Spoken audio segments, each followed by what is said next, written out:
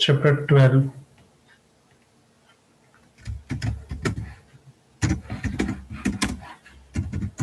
Atoms. ये chapter normally तुम्हारा chemistry में जो था उसका रिपीटेशन ही है। अब तुम्हें याद होगा इस चैप्टर में स्टार्टिंग जो थी वो डाल्टन से हुई थी। उसने कहा था कि किसी भी मटेरियल का सबसे जो छोटा पार्टिकल होता है, सबसे छोटा पार्टिकल, उसको हम एटम बोलते हैं। और एटम को हम कभी भी तोड़ नहीं सकते। एटम इज इनडिविजिबल, वो डिवाइड नहीं होता। बाद में कुछ दूसरे एक्सपेरिमेंट्स हुए तो पता चला कि एटम के अंदर से कुछ कुछ इलेक्ट्रोमैग्नेटिक रेडिएशंस बाहर आ रही हैं। एटम खुद इलेक्ट्रोमैग्नेटिक रेडिएशंस एमिट कर रहा है। तो ये बात आई कि अगर इलेक्ट्रोमैग्नेटिक रेडिएशंस एटम के अंदर से आ रही हैं तो इलेक्ट्रोमैग्नेटिक रेडिएशंस एक ही चीज से बनती हैं, इलेक्ट्रिक चार्ज से। जिसका सिंपल मीनिंग हुआ कि एटम के अंदर भी इलेक्ट्रिक चार्ज तो होगा ही। तब कुछ साइंटिस्ट ने इलेक्ट्रिक चार्ज फाइंड करने पता चला कि एटम के अंदर नेगेटिव चार्ज भी अवेलेबल है, पॉजिटिव चार्ज भी अवेलेबल है, टोटल एटम न्यूट्रल है, लेकिन अंदर नेगेटिव चार्ज है, पॉजिटिव चार्ज भी है। और अमाउंट ऑफ नेगेटिव चार्ज और amount of positive charge same है। मतलब टोटल अमाउंट जो है चार्ज का वो तो जीरो है, लेकिन नेगेटिव चार्ज पॉजिटिव चार्ज है। इसका मतलब हम एटम को खोल के देख सकते हैं उसके अंदर सिस्टम में क्या है। मतलब एटम इनडिविजिबल नहीं है, वो डिविजिबल है। मतलब उसको हम तोड़ सकते हैं, अंदर से चार्ज को बाहर निकाल सकते हैं। मतलब उसके अंदर चार्ज है। और उस वक्त ये क्वेश्चन था कि अगर उसके अंदर चार्ज है तो वो चार्ज अरेंज कैसे है, उसको हम कैसे अरेंज करते हैं। तो एटम के अंदर चार्ज अरेंज करने के लिए सबसे पहला जो आइडिया दिया था थॉमसन ने दिया था। तुम्हें याद होगा उसको हम बोलते हैं Thomson's plum pudding model. Plum pudding model के हिसाब से क्या था कि एटम जो है उसके अंदर पॉजिटिव और नेगेटिव चार्ज दोनों अवेलेबल हैं, बट एटम के अंदर पॉजिटिव चार्ज पूरे में फैला हुआ है और अलग अलग जगह पे ऐसे नेगेटिव चार्ज उसके बीच में है।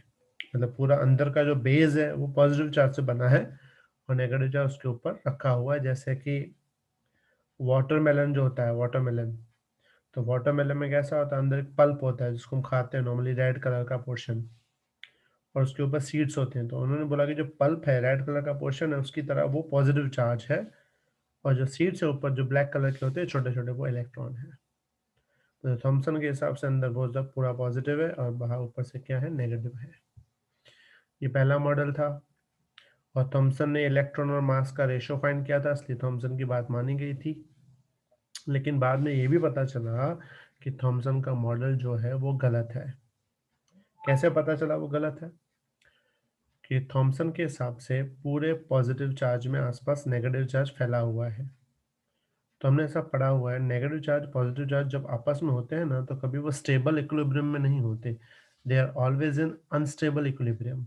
अनस्टेबल मतलब नेगेटिव चार्ज थोड़ा भी इधर उधर हुआ तो वो प्लस की तरफ अट्रैक्ट होगा। अगर अट्रैक्ट होगा तो attraction creates force, force creates acceleration, और जब कोई भी चार्ज पार्टिकल एक्सेलरेट करता है तो अपने अंदर से continuous continuous electromagnetic radiation emit करता है।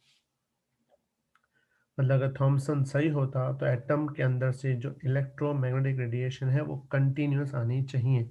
लेकिन एक्सपेरिमेंट बताती है कि एटम के अंदर से इलेक्ट्रोमैग्नेटिक रेडिएशन कंटिन्यूअस नहीं आती, डिस्क्रीट आती है। डिस्क्रीट का मतलब होता है एक 5000 किंगस्टॉन, फिर सीधा 2000 किंगस्टॉन, मतलब बीच में गायब होता पोर्शन, जंप होते हैं वेवलेंथ में। इसका मतलब ये हुआ कि अगर वो कंटिन्यूस इलेक्ट्रोमैग्नेटिक वेव अंदर से बाहर नहीं आ रही, इसका मतलब थॉमसन का जो मॉडल उसने बताया है थियोरेटिकली वो गलत है, क्योंकि अगर थॉमसन का मॉडल सही होता तो रेडिएशन कैसे आती, कंटिन्यूस आती। एक बार थॉमसन के मॉडल का एक छोटा सा वीडियो तुम देख लो तो तुम्हें शायद ज्यादा आइडिया आएगा।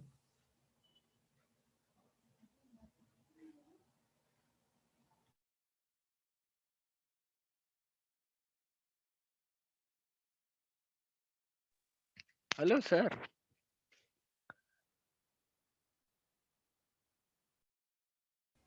हाँ बेटा बोलो। सर वो आपने ने हमको वो लूप वाली मेथड कराई थी। कौन सी लूप वाली? वो सर वो क्रीनशॉ ब्रिज वाला।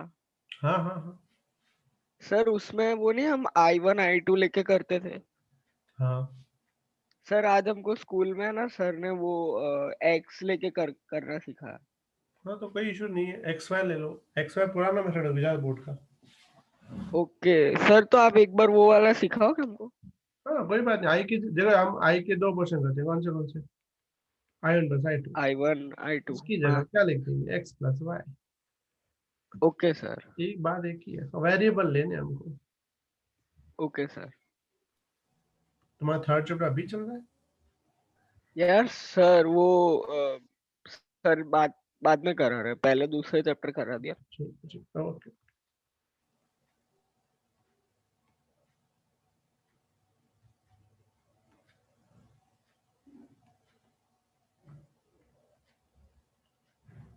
हाँ एक बार देख लो ये Thompson model. In this module, you will learn about Thomson's atomic model. Are the charged particles arranged in any particular manner? Are the charged particles spread throughout the atom, or are they concentrated in one place? To answer these questions, let's go back in time. Dalton's atomic theory stated that an atom was indivisible and indestructible. However, in 1886, Goldstein came upon positively charged radiations in a gas discharge, which he termed as canal rays. These ये जो discharge tube है ना, discharge tube is one type of tubelight जो हमारे घर में लगी होती है। Tubelight is one type of discharge tube. radiations led to the discovery of the proton. The mass of a proton was about 2000 times that of an electron, and it carried a positive charge. Around the year 1900, J. Thomson conducted experiments on the beams of particles inside a glass tube called a cathode ray tube.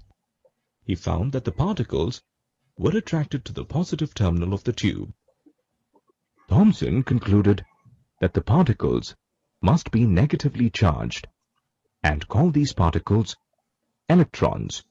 An electron has a negligible mass and has a charge of -1. These discoveries ये देखो ये arrangement दिख रही है।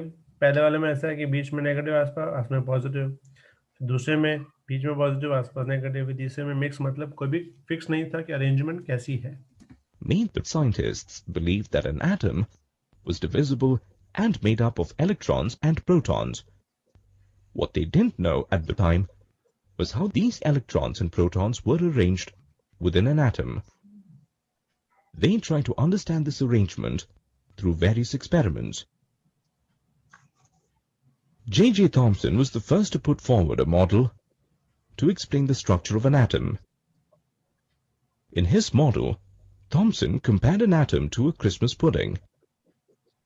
The electrons were like the raisins in the pudding, and the pudding itself was like the positively charged particles. This can also be explained through the example of a watermelon. The positive charge in the atom is spread all over like the red, fleshy part of the watermelon, while the electrons are embedded into the atoms like the seeds of the watermelon. The oppositely charged particles are held together by electrical force of attraction. Thomson concluded that an atom consists of a positively charged sphere with electrons set within the sphere.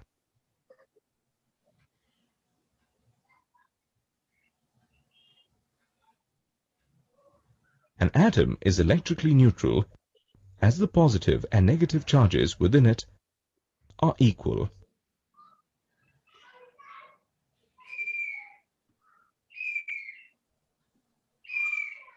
समझ में आया बेटा सबको बात यहाँ तक?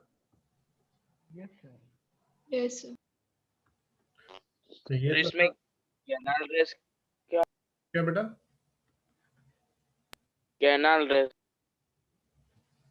वो तो रेडिएशन जो नेगेटिव चार्ज की तरफ भाग रहे थे उनको उसने नाम दिया कैनाल रेज। मतलब हाँ सर। पहले रेडिएशन को अलग नाम दिए जाते थे ऐसा। सबको समझ में आ गया? Thomson plum pudding model. अब ये मॉडल तो हुआ यस सर। रिजेक्ट, कैंसिल हो गया। अब सिंपल बात है, अगर ये थॉमसन रिजेक्ट हो गया तो हमारा क्वेश्चन जो है वो वहीं का वहीं। कौन सा क्वेश्चन? कि एटम के अंदर इलेक्ट्रॉन और प्रोटॉन यानी कि नेगेटिव चार्ज और पॉजिटिव चार्ज अरेंज कैसे हैं। तब एक और सेंटेंस था जिसका नाम तुमने सुना होगा, रदरफोर्ड्स गोल्ड फॉइल एक्सपेरिमेंट, याद है? Yes sir. रदरफोर्ड जो था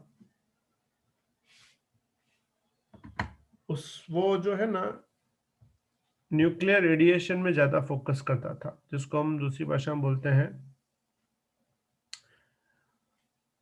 अपना, तुमने नाम सुना होगा alpha radiation, beta radiation, gamma radiation, जिसको बोलते हैं radio activity, nuclear radio activity. तो वो मोस्टली न्यूक्लियर रेडियो एक्टिविटी के एक्सपेरिमेंट करता था और उसने एक पार्टिकल उसमें से ढूंढ निकाला था जिसका नाम दिया था अल्फा पार्टिकल।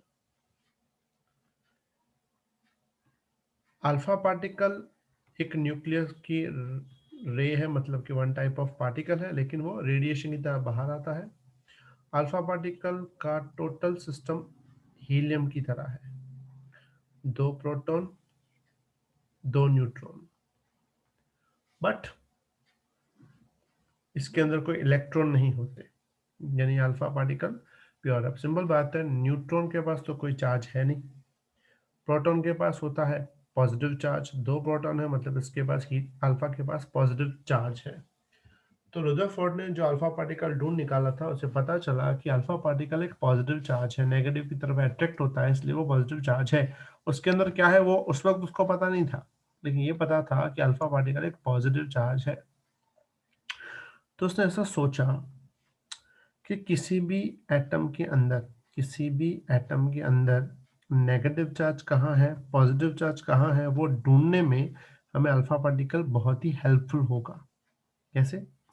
उसने सोचा कि किसी भी एटम के ऊपर अगर मैं अल्फा पार्टिकल को बॉम्बार्ड करूं, इंसिडेंट करूं, तो अल्फा पार्टिकल खुद पॉजिटिव है। जैसे ही वो एटम के अंदर जाने की कोशिश करेगा तो जहां पे भी पॉजिटिव चार्ज होगा ये खुद पॉजिटिव चार्ज है, तो कुलम्स लॉ के हिसाब से पॉजिटिव चार्ज रिपेल।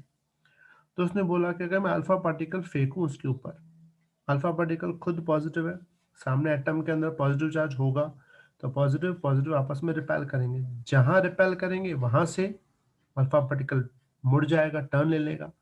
अगर पॉजिटिव चार्ज नहीं होगा तो अल्फा पार्टिकल सीधा निकल जाएगा।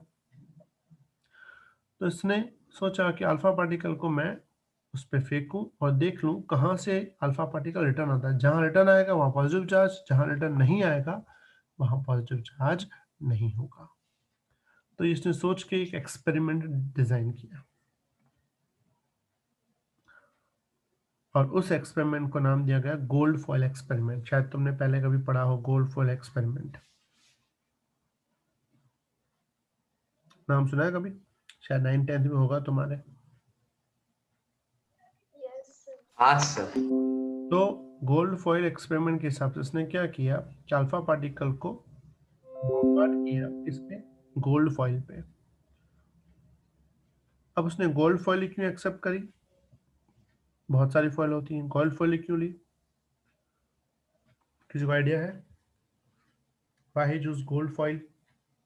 क्योंकि इसको तो क्या करना है, अल्फा पार्टिकल को फेंकना है किसी भी एटम पे, तो गोल्ड फॉइल क्यों चूज करी? गोल्ड फॉइल का जो मास है ना, बाइंड करेगा ना सर। क्या बेटा? हाँ बेटा, क्या बोला आपने? सरफेस बॉम्बार्डमेंट से उसका शाइन करेगा इसलिए। नहीं बेटा, शाइन क्यों करेगा? वाई? गोल्ड तो पूरा शाइन सर कर रहा है। मतलब ऐसा है, बहुत पतली होती है इसलिए। नहीं, पतली तो हम बनाते हैं ना। हम तो किसी की भी फॉइल पतली बनाते हैं आजकल, एल्यूमिनियम फॉइल भी जो पतली आती है ना। फॉइल तो हम पतली बना सकते हैं, फिर कोई मटेरियल हो। गोल्ड फॉइल का बेसिक रीजन ये है कि गोल्ड फॉइल एक तो नॉन रिएक्टिव है, मतलब केमिकल पोर्शन का कोई पॉसिबिलिटी नहीं। दूसरा, गोल्ड फॉइल का जो एटम की साइज है यानी मास है, वो अल्फा के कंपेयर में 50 टाइम्स बड़ा है भाई। अल्फा का मास अगर 4 है तो गोल्ड फॉइल का मास है 197, अप्रोक्सीमेटली 200। तो 200 जो है वो फोर्स के हम में 50 टाइम्स ज़्यादा है। अगर कोई भी छोटा पार्टिकल अपने से 50 गुना ज़्यादा वाले मास से टकराएगा तो 50 गुना ज़्यादा वाले मास को मोमेंटम नहीं मिलेगा, वो वहीं खड़ा रहेगा। मतलब दूसरे एटम की स्टेबिलिटी के लिए हमें गोल्ड फॉइल सिलेक्ट किया गया। समझ में आई सबको बात? एक तो नॉन रिएक्टिव, दूसरा मास उसका ज़्यादा है। उसके बाद हमने अल्फा पार्टिकल जब उसके ऊपर फेंका, फेंकने के बाद वो जब एटम से निकल के कहीं आसपास भटकेगा, तो भटकने के लिए हमने आसपास क्या लगाई थी? एक स्क्रीन लगाई थी जिसको नाम दिया था ZNS, जिंक सल्फाइड स्क्रीन। नाम सुना है कभी? ZNS। उसको हम दूसरी भाषा में बोलते हैं सिंटिलेशन स्क्रीन। कौन सी स्क्रीन? सिंटिलेशन। जिंक सल्फाइड का क्या मतलब होता है कि जब कोई भी अल्फा पार्टिकल जिंक सल्फाइड से टकराएगा, कभी भी टकराएगा, तो अल्फा पार्टिकल अपनी सारी एनर्जी उस वक्त कन्वर्ट कर देता है लाइट एनर्जी में, जिसकी वजह से वहां पे एक चमकता हुआ ब्राइट स्पॉट बनेगा, एकदम ब्राइट। तो जहां ब्राइट स्पॉट बनेगा पता चल जाएगा अल्फा पार्टिकल वहां पे टकराया है। मतलब कि जिंक सल्फाइड की स्क्रीन हमको बता देगी कि कहाँ कहाँ अल्फा पार्टिकल कोलाइड हुआ है। उसकी एक अरेंजमेंट हम लोग एक बार देख लेते हैं, पूरा ध्यान।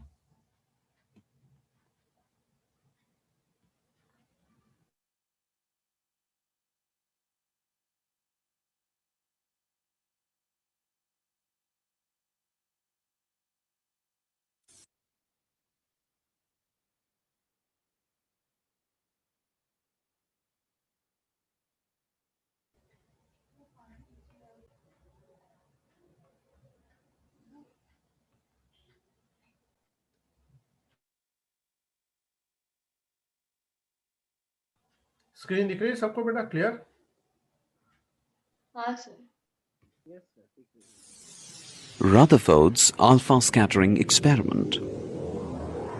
The credit for the discovery of the nucleus of an atom goes to a British physicist, Lord Ernest Rutherford. Shown here is the diagrammatic view of the famous gold foil. Diagram दिख रहा है? Yes sir. ये left में दिख रही है, lead box लिखा है। ये था उस वक्त का यूरेनियम अल्फा पार्टिकल को रिलीज करता है। वो अल्फा पार्टिकल यहाँ से जा रहे हैं। ये है लीड की शीट। अल्फा पार्टिकल तो हर डायरेक्शन में होंगे, हमें क्या चाहिए? एक स्मॉल बीम चाहिए। तो बीम करने के लिए हम होल कर देते हैं। जो अल्फा पार्टिकल होल में से पास होंगे वो आगे जाएंगे, और जो आसपास भटकेंगे वो एब्जॉर्ब हो जाएंगे। अब ये लीड बॉक्स से यहाँ से सीधी लाइट एंटर होगी, अंदर जाएगी। अंदर जाने के बाद ये है गोल्ड फॉइल जिसके ऊपर वो कोलाइड होने के बाद वो डिपेंड करते हैं, अलग अलग डायरेक्शन में जाएंगे। उसको ऐसा लग रहा था जाएंगे, तो अलग अलग डायरेक्शन में कहाँ गए? तो आसपास हमने लगाई, ये देखो, ये स्क्रीन, इसको बोलते हैं जिंक सल्फाइड स्क्रीन, ZNS। इसको फ्लोरोसेंट भी बोलते हैं, यहाँ पे मैंने तुम्हें वर्ड बताया था सिंटिलेशन स्क्रीन। जब भी कोई पार्टिकल उस पर टकराएगा वहां पे एक ब्राइट स्पॉट जनरेट होगा, और कौन से एंगल पे ब्राइट स्पॉट जनरेट होगा हमको पता चल जाएगा। यहाँ से जो स्टार्ट करें, ये 0 एंगल है, इसके बाद ये जो सामने वाला एंगल 0, ये 0 से 180 इस तरफ, और 0 से 180 इस तरफ है। तो हमें ये देखना है कि अल्फा पार्टिकल जब गोल्ड फॉइल के अंदर जाएंगे तो गोल्ड फॉइल के एटम, क्योंकि सिंपल बात है एटम के अंदर क्या है हमें पता नहीं है। तो अल्फा पार्टिकल के, अगर अल्फा पार्टिकल निकल सकता है सामने से, मतलब एटम में जगह है थोड़ी सी। अगर समझो अल्फा पार्टिकल बाय चांस इस स्क्रीन को पार नहीं करके सामने नहीं जा रहा, बाय चांस सामने जा ही नहीं रहा, वापस यहीं आ रहा है, इसका मतलब थॉमसन सही है।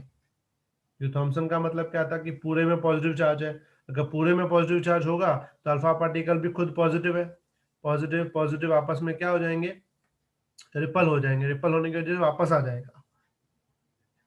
तो हमें यहाँ पे जानना है कि गोल्ड के अंदर पॉजिटिव चार्ज कहाँ है, वो ये एक्सपेरिमेंट हमको बता देगा। पूरा सर ध्यान। Foil experiment conducted by Lord Rutherford. The radioactive source, rich in alpha particles, was kept in a thick lead block with a narrow opening. The alpha particles were confined to a narrow beam by passing them through a lead sheet with a slit. An extremely thin foil of gold was bombarded. ध्यान से देखो, mostly raise कहाँ जा रही हैं, सामने, और कुछ कुछ रेज जा रही हैं आसपास। इसका मतलब 0 डिग्री के आसपास बहुत सारे पार्टिकल्स हैं, लेकिन जैसे जैसे एंगल बढ़ रहा है पार्टिकल की वैल्यू कम होती जा रही है। With these fast-moving alpha particles. The scattered alpha particles were detected using a rotatable detector, which has a microscope and is screen-coated with zinc sulfide. The whole experimental setup was placed in an evacuated chamber to prevent scattering by the air molecules. These striking particles caused scintillations on the screen. Based on the observations, Lord Rutherford deduced these conclusions. As most of the alpha particles pass through the gold foil without any deflection, most of the space within the atoms is empty. ये देखो इसका पहला point कि most of alpha particle सीधे निकल जाते हैं। क्यों निकलते हैं? क्योंकि वहां पे मोस्ट स्पेस क्या होना चाहिए, empty. As some of the alpha particles were deflected by large angles, they must have approached some positively charged region responsible for the deflection. This positively charged region is called the nucleus. As very few alpha particles experienced the deflection, it was concluded that the volume occupied by the nucleus is very small. Since alpha particles, which are comparatively denser, were deflected by the nucleus, it shows that almost the complete mass of the atom must be within the nucleus.